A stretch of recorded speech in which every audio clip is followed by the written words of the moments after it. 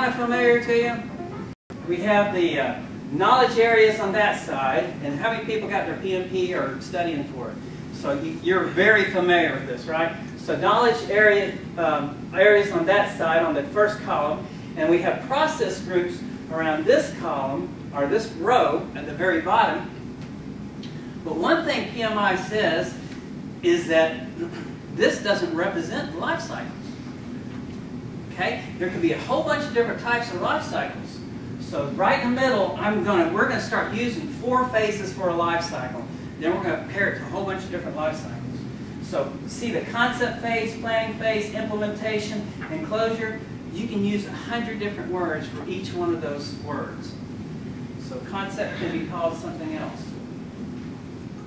Okay, now this just says that PMI says there's so many different life cycles out there that they don't address them. Now, if we're going to address those 4 different phases, they kind of overlap. Have you seen this in practice? They kind of overlap. You may have the defining or the concept phase. Remember, it's a whole bunch of words you can find each one of these 4. And you may have planning go out, and execution, delivery. And then if we brought in one of those other PMI terms, monitoring control goes throughout the whole project. Okay? All right, now the next couple slides I'm going to go through just to show you can use a bunch of different words: concept, planning, implementation, and closure. Someone says it that way. Some people use, like, just to remember it, C, D, E, F, you know, with the alphabet. Concept, design, execution, finish, doesn't matter what you call it. You can boil all the phases into 4 if you want to. And then this is project, IT project plus scope, planning, execution, closure. There's 4 phases. There's a project management as defined by American Management Association. There's concept, project, implementation, and closure. There's the waterfall. See the waterfall below? You can really divide that up into concept, planning, execution, and closure if you want to. Now this is interesting because this can be confusing. How many people work in a company where you have BSAs, you have systems engineering doing development, and you have project managers actually managing the cost and scope and everything else, right? A lot of times the waterfall may be done by someone else, may be done by the developers. And the systems engineer is responsible for that. But if you look at how they divide out, you can actually divide them into 4 different phases. Does that make sense so far? A bunch of different ways to do this. And the only reason we're looking at these 4, there's waterfall again. And how many people ever use rapid application development? If you think of this, let me go through the concept in case you're not familiar with it, because I saw a couple of heads kind of shook their head, no. But you got a bunch of people working together, and then you divide out into groups. This group works on that part of the project.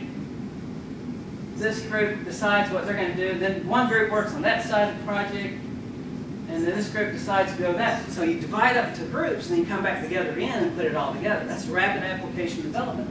But if you want to look at that, divide these into 4 phases.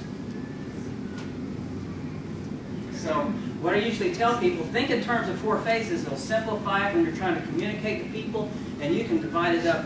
Being the professionals you are, you can divide up any way you want to, but this will help people think about it. All right, there's a spiral process. If I was going to do Microsoft Word, then what I'd do is version 1, version 2, version 3. They're all the same product, but it keeps different versions. So if you look at that, that's really concept, design, execution, and closure. And this is a slide by a gentleman who used to teach at Vanderbilt. And I have a story to go along with that, but I'll leave that to the slide if you don't listen to it. Unless you want to hear a story. Everybody want to hear? Somebody says, everybody wants to? Sure. Yeah. All right. When I first went to Vanderbilt, I went to teach at Vanderbilt. And I came with this great idea. I said, have you ever heard of the Foxfire books? High school kids wrote these books called the Foxfire series. And every year they'd have a different version. And these books were designed to teach folklore of the Appalachian, the older people in the Appalachian mountains that were dying out. They were losing all their crafts, right? So this high school in Georgia created the Foxfire series. So I thought, man, that is a cool idea. What about graduate students at Vanderbilt creating a series on change management? So every semester we could update this book and on and on and on. So when I first got to Nashville, couldn't find a job. So I went to Vanderbilt and I said, I got an idea for you. And so I tried to sell him this idea. And this gentleman who was in charge of the management of technology, he put his arm around me, walked me out the door after I told him my idea. He said, son, let me tell you how it's done around here. First, we got to know who you are. Then we got to know, we got to have a need for you. Then we got to sell you on coming to work for us and doing this. And so you just didn't do it right. But it's a great idea, but you didn't do it right. When I got home, there's a voicemail on my voice. There's voicemail left for me from Vanderbilt. It says, can you come in and interview tomorrow? Okay, so I went in and interviewed the next day, and then I had a team of people interview me. He says, what makes you think you can teach? What makes you think you can teach at Vanderbilt? What makes you think we want you to teach at Vanderbilt? What makes you think you want to teach at Vanderbilt? There were tough questions, right? And so then I answered all the questions. I hadn't anything to lose, right?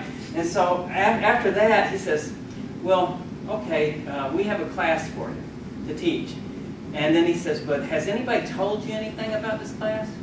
Anything, what's going on around here? And I thought, oh, that's a bad sign. Something's going on around there, right? And so what happened was this gentleman died, and he had 4 people teaching this class. He was in the beginning part of his class, and those students ate him up and spit him out, and they wanted to throw new, fresh meat. So I went in with this situation, and it went over real well. I got a real high point sign. But I always get real sensitive when somebody asks, who died and made you professor? But the serious part of that, is that this guy left me all his materials, and he didn't even know it. I was coming. But he left me all his research on project management and change management and other things he did. So I always feel obligated that a lot of things I'm showing you comes from other people's research. I'm just kind of reformatting it in a way that makes kind of sense to me and other people. So that's how I started teaching them.